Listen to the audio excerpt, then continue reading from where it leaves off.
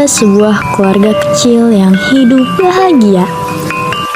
Keluarga kecil itu beranggotakan ayah, ibu, dan seorang gadis yang sangat cantik. Gadis yang cantik itu bernama Bawang Putih. Ayah dalam keluarga tersebut berprofesi sebagai saudagar. Namun, pada suatu hari, sang ibu tiba-tiba jatuh sakit dan akhirnya meninggal dunia.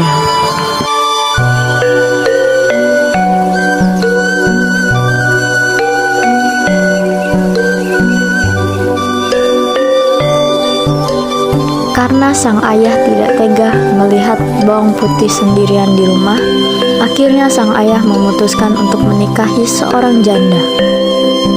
Namun ternyata ibu dan kakak tiri Bawang Putih memiliki sifat yang jahat.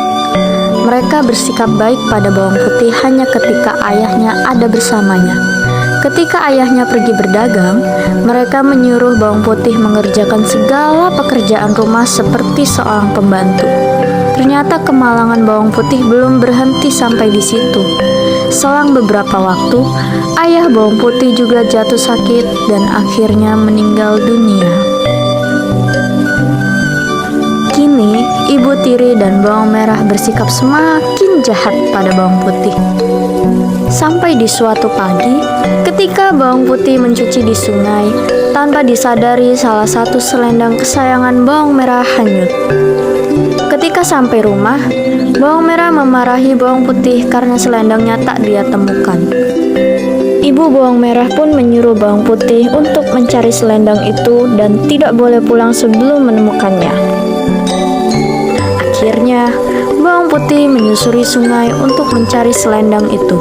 Hingga larut malam, selendang itu belum juga dia temukan. Ketika tengah menyusuri sungai, Bawang Putih melihat sebuah gubuk. Ternyata gubuk itu dihuni oleh seorang nenek sebatang kara.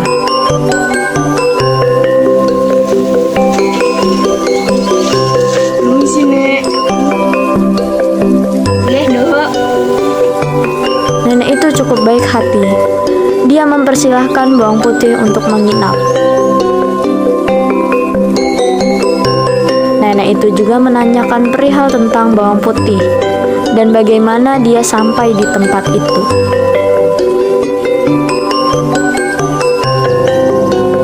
Bawang Putih pun menceritakan nasib yang dialaminya, hingga nenek yang mendengar itu merasa iba. Ternyata selendang yang dicari Bawang Putih ditemukan oleh si nenek, dan nenek itu mau menyerahkan selendang itu dengan syarat bahwa Bawang Putih harus menemaninya selama seminggu. Waktu seminggu pun berlalu, dan kini waktunya Bawang Putih untuk pulang. Karena selama tinggal di situ Bawang Putih sangat rajin, nenek itu memberikan selendang yang dulu dia temukan dan memberi hadiah pada Bawang Putih. Putih, sebentar. Dia disuruh memilih di antara dua buah labu untuk dia bawa.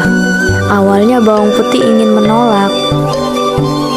Namun, karena ingin menghormati pemberian sang nenek, Bawang Putih akhirnya memilih labu yang kecil dengan alasan takut tak kuat membawanya.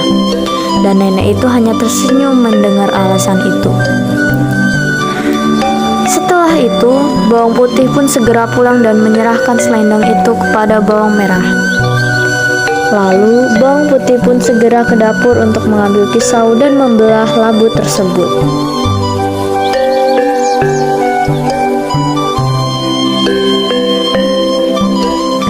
Namun betapa terkejutnya dia, karena ketika labu itu dibelah, ternyata labu itu berisi emas permata yang sangat banyak. Secara tak sengaja, ibu tiri Bawang Putih melihatnya dan langsung merampas semua emas itu. Bukan hanya itu, dia juga memaksakan Bawang Putih untuk menceritakan dari mana dia mendapat labu ajaib itu. Bawang Putih pun menceritakan semua kejadian yang dia alami. Mendengar cerita Bawang Putih, muncul niat jahat di benak ibu tiri yang serakah itu. Esok paginya, dia menyuruh bawang merah untuk melakukan hal yang sama seperti yang dilakukan bawang putih.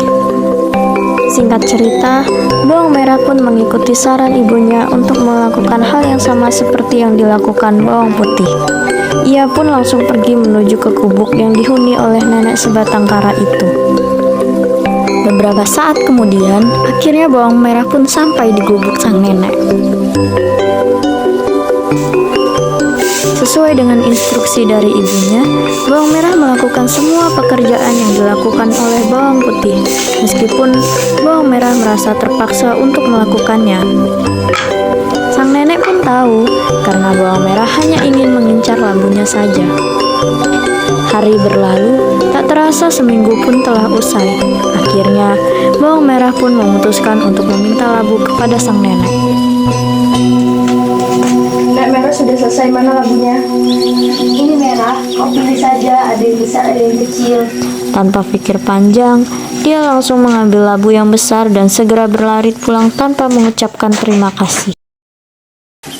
Setelah tiba di rumah, ibunya sangat senang melihat anaknya membawa labu yang sangat besar. Dia berpikir pasti emas di dalamnya cukup banyak. Dengan tak sabar, mereka segera membelah labu itu. Namun, di luar dugaan, bukan emas yang ada di dalamnya, melainkan labu itu dipenuhi ular, kalajengking, kelabang, dan berbagai hewan berbisa. Hewan-hewan itu keluar dari labu dan menggigit anak dan ibu yang serakah itu. Akhirnya, mereka mati bersama keserakahan mereka. Setelah mereka mati, hewan-hewan berbisa itu lenyap tak berbekas. Setelah kematian kakak dan ibu tiri bawang putih, akhirnya kini bawang putih bisa merasakan hidup dengan tenang. Suatu hari, ketika bawang putih sedang mencuci pakaian di sungai, ada seorang pangeran yang ingin menanyakan jalan kepada bawang putih.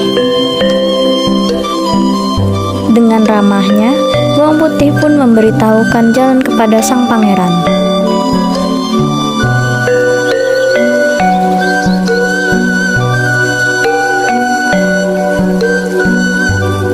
Hari demi hari pun berlalu. Kini pangeran dan bawang putih semakin akrab. Tanpa terasa, ada benih-benih cinta yang tumbuh di antara keduanya. Tak lama kemudian, sang pangeran pun memberanikan diri untuk meminang bawang putih. Dan akhirnya, mereka pun hidup bahagia untuk selama-lamanya.